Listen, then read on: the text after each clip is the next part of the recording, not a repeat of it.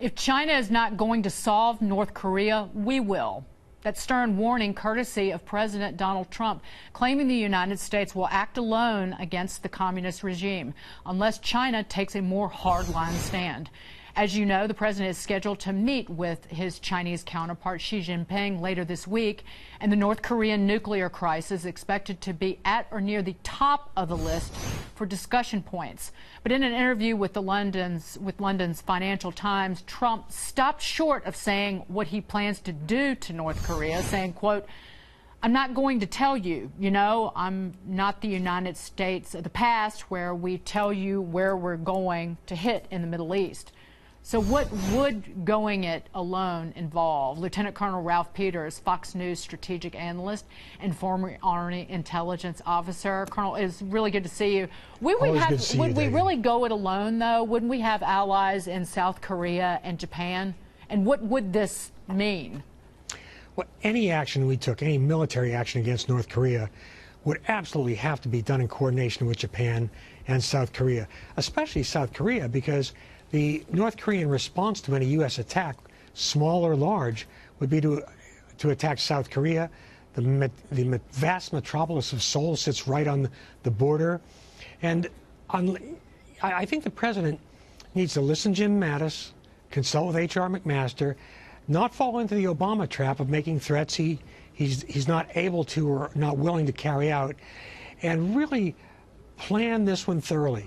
Because while we're not there yet, Dagan, in the future we may have to apply military force to prevent North Korea from threatening the United States with nukes. That's in the coming years. If we do so, it's going to be hard. It's not going to be Hollywood surgical strikes. You're going to need to take out a vast network of nuclear facilities, many deep underground, dispersed, and even doing that would also require a successful decapitation strike on the regime.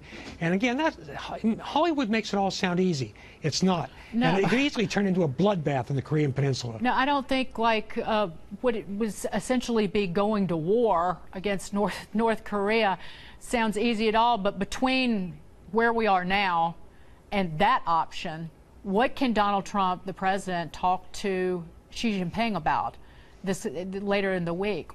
Is there any way to coordinate what we're doing with China?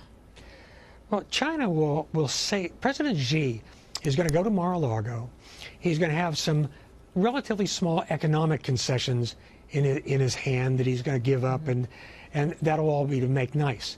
And when it comes to North Korea, Xi will nod, he'll smile, he'll agree that it's a big problem, he'll promise to help us, and he'll do essentially nothing.